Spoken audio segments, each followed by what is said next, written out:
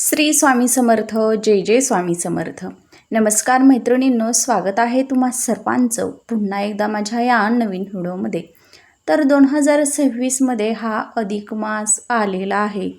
तर धोंड्याचा महिना कधी असणार आहे, अधिक महिन्यातच जोडवी का बदलावीत, जोडवी बदलताना या चुका अजिबात करू नका, जोडवी सासरची की माहेरची असावीत, धोंड्याचा महिना म्हणजेच अधिक मास कधी सुरू होणार आहे, अधिक मासात कोणत्या सेवा कराव्यात, प्रत्येक सुनेनं सासूला द्या ही एक वस्तू, ती वस्तू कोणती असणार आहे, त्यासोबतच जोडवी बदलताना आपल्याला कोणत्या चुका करायच्या नाहीत, अधिक महिन्यात जोडवी का बदलावीत याची संपूर्ण माहिती आपण आजच्या व्हिडिओमध्ये पाहणार आहोत. त्यासोबतच जोडवी सासरची की माहेरची असावीत याची देखील माहिती आपण आज या व्हिडिओमध्ये पाहणार आहोत. त्यामुळे अतिशय महत्त्वाचा व्हिडिओ असणार आहे. त्यामुळे तुम्ही बघा, कुठेही स्किप न करता शेवटपर्यंत नक्की हा व्हिडिओ पहा, म्हणजे तुम्हाला याची संपूर्ण जी माहिती आहे तर ती मिळून जाणार आहे. तर अधिक महिन्यात आपण जी जोडवी बदलतो तर ती बदलताना आपल्याला काही चुका ज्या आहेत तर त्या करायच्या नाहीत. जोडवी ही सासरकडून असतात की माहेरकडून, आणि प्रत्येक सुनेनं आपल्या सासूला ही एक वस्तू आवर्जून द्यायला हवी. तर ती वस्तू कोणती आहे याची माहिती आपण अगोदर पाहूया. तर अधिक महिना जो आहे तर तो या 17 मेपासून सुरू होत आहे, रविवारच्या दिवसापासून, आणि या अधिक मासाची समाप्ती ही 16 जूनच्या दिवशी होणार आहे. संपूर्ण महिना जो असतो तर तो खूप पवित्र महिना मानला जातो. हा भगवान श्रीहरी विष्णूंना समर्पित केला जात असतो. संपूर्ण महिन्यामध्ये आपण भगवान श्रीहरी विष्णूंची सेवा उपासना करावी. आपण या महिन्यामध्ये केलेली कोणतीही सेवा किंवा दानधर्म असेल तर त्याचं 33 पटीनं फळ जे आहे तर ते आपल्याला प्राप्त होत असतं. आणि म्हणूनच अधिक महिन्यामध्ये दानधर्म केला जातो. जे सेवा असतात बघा तर त्या केल्या जात असतात, देवदर्शन केलं जातं असतं, त्यासोबतच बघा नामस्मरण केलं जातं. त्यासोबतच या अधिक महिन्यामध्ये मुलीनं आवर्जून आपल्या आईची जी ओटी आहे तर ती भरायची असते. त्यासोबतच अधिक महिन्यात बघा स्त्रिया ज्या आहेत तर त्या जोडवी बदलताना आपल्याला पाहायला मिळतात. त्यासोबतच हा जो महिना आहे तर तो उपासना, व्रतवैकल्य ही करण्यासाठी अतिशय शुभ महिना असतो. त्यासोबतच या महिन्यामध्ये जावयाला नारायणाचा मान दिला जातो आणि वाण दिलं जातं, आणि सर्व गोष्टींबरोबरच एक महत्त्वाची गोष्टसुद्धा केली जात असते, आणि ती म्हणजे आपण सोनाराकडे जाऊन जोडवी बदलणं. प्रत्येक सौभाग्यवती स्त्री अधिक महिन्यात जोडवी बदलत असते. सोनाराच्या दुकानामध्ये सुद्धा या महिन्यात स्त्रियांची बघा प्रचंड गर्दी आपल्याला पाहायला मिळत असते, आणि त्याचं कारण म्हणजे प्रत्येक स्त्री अधिक महिन्यात बघा आपली जी जुनी जोडवी असतात तर ती बदलून त्या वजनामध्ये भर घालून नवीन जोडवी करत असते. अधिक महिना हा जोडवी बदलण्यासाठी एक प्रकारचा मुहूर्तच सौभाग्यवती स्त्रियांसाठी आहे असं मानलं जातं. प्रत्येक सौभाग्यवती स्त्री अधिक महिन्याची वाट पाहत असते. इतर वेळेला कोणीही बघा कोणतीही स्त्री आवर्जून जोडवी करत नाही किंवा जुन्या जोडव्यांमध्ये भर घालून देखील नवी जोडवी करत नाही. बऱ्याच जणी बघा संक्रांतीला सुद्धा जोडवी घेतात, परंतु अधिक महिन्यात याचं प्रमाण जे आहे तर ते खूप जास्त असतं. स्त्रिया जुन्या जोडव्यांमध्ये भर घालून ती नवीन जोडवी करतात. एरवी कोणाला वेळ असतो किंवा वेळ नसतो, त्यामुळे काही कारणास्तव स्त्रियांना जोडवी करण्यासाठी वेळ मिळत नाही किंवा करणं जमत नाही. पण अधिक महिना आला की जोडवी आवर्जून केली जातात. जोडवी ही असा दागिना आहे की जो लग्नानंतर आपल्या पायामध्ये घातला जातो, आणि जोडवी या शब्दामध्येच त्याचा अर्थ लपलेला आहे. तर पती आणि पत्नी या दोघांना जोडणारा एक दुवा म्हणजे जोडवी, सौभाग्याची खूण. जोडव्याचा जो संबंध आहे तर तो चंद्रग्रहाशी आहे, आणि चंद्रग्रह आहे तर तो बघा नातेसंबंध सुधारतो आणि बिघडवतो सुद्धा. नात्यांना बांधणारा असा हा चंद्रग्रह आहे. ज्योतिषशास्त्रामध्ये बघा सुद्धा आपण जर योग्य पद्धतीनं जोडवी परिधान केली तर त्याचं शुभ फळ हे आपल्याला नक्कीच प्राप्त होत असतं. जोडवी ही पायांमध्ये घातली जातात तेव्हा ती नवीन असतात, परंतु काही काळानंतरनं बघा आपल्या रोजच्या वापरामुळे, कामामुळे त्यामध्ये घट होत असते त्याच्या वजनामध्ये. जोडव्यांचं घर्षण हे जमिनीशी आणि पायांच्या बोटांशी होतं आणि त्यामुळे आपली बघा जोडवी जी आहे तर ती आपल्याला झिजलेली पाहायला मिळतात. आणि मग अधिक महिना आला की आपण प्रत्येक सौभाग्यवती ही जुनी जोडवी मोडून त्यामध्ये नवीन भर घालून जी जुनी जोडवी असतात तर ती मोडून नवीन जोडवी करत असते. आणि या महिन्याची बघा ती उत्साहाने आतुरतेने वाट बघत असते. आणि अधिक महिना हा दर 3 वर्षानंतरनं येत असतो.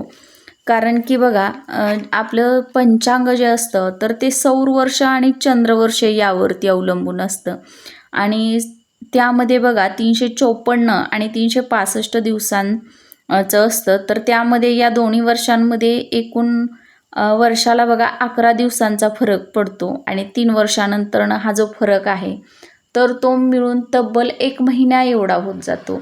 आणि हा अतिरिक्त महिना म्हणून मराठी महिन्यामध्ये जोडला जातो आणि तो म्हणजे धोंड्याचा महिना किंवा अधिक मास, ज्याला आपण पुरुषोत्तम मास किंवा मलमास असं म्हणून देखील ओळखत आहे.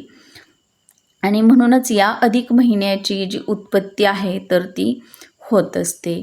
तर अधिक महिन्यातच बघा सोनाराच्या दुकानामध्ये सुद्धा भरपूर अशा डिझाईन आपल्याला जोडव्याच्या नवीन वेगवेगळ्या व्हरायटी आपल्याला पाहायला मिळतात.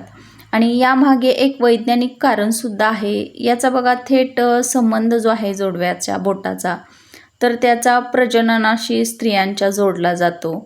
आणि शास्त्रामध्ये असे मानले जाते की ज्या बोटामध्ये जोडवी घातली जातात त्या बोटाची शिर ही थेट गर्भाशयाशी जोडलेली असते.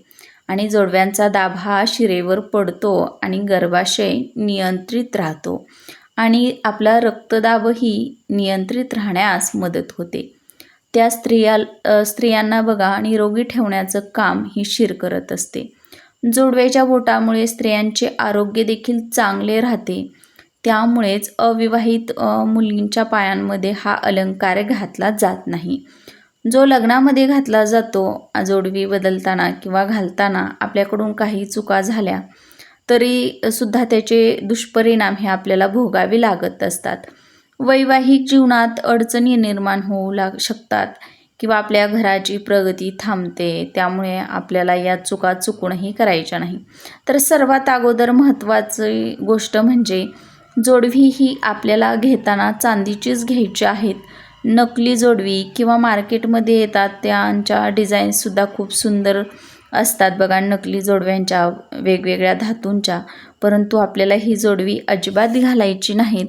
आपल्याला घेताना चांदीचीच जी जोडवी आहेत तर ती घ्यायची आहेत.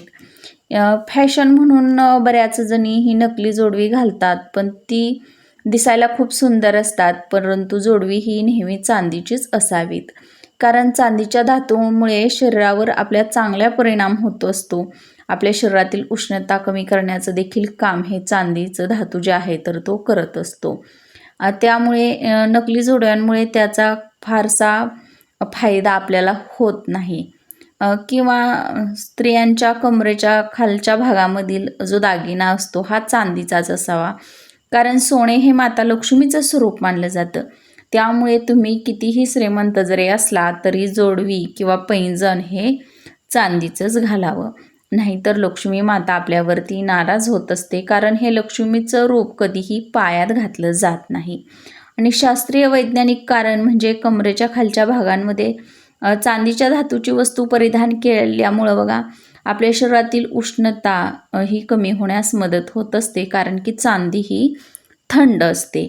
आपली जोडवी ही बघा आपण काही चुका करतो, एखादी डिझाईन जर आवडली तर आपल्या बहिणीला घालण्यासाठी देतो किंवा इतर स्त्रियांना देतो, तर ही चूक आपल्याला अजिबात करायची नाही. आपली जी जोडवी आहेत, आपली जी सौभाग्याची खूण आहे तर ती इतर घरातील व्यक्ती असेल किंवा मैत्रीण, बहीण यांना कधीही आपण घातलेली जोडवी जी आहे तर ती कधीही द्यायची नाहीत.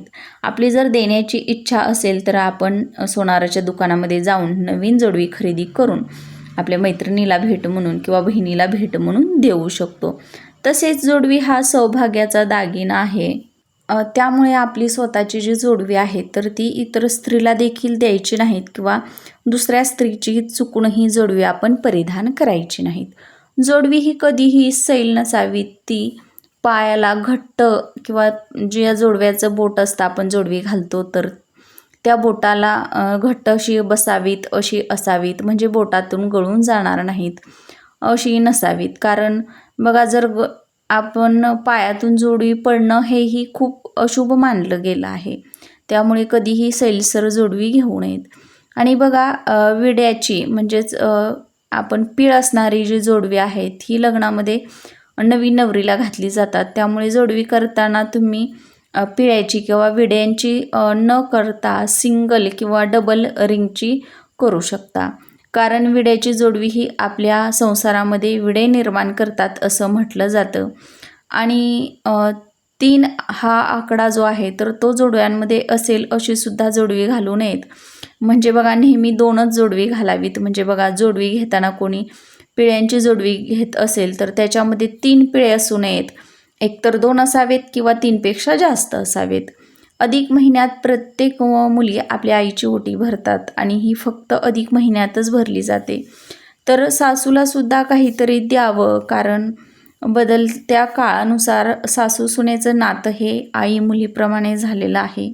सासू सुद्धा सुनेला मुलीप्रमाणे प्रेम करते, सांभाळ करते.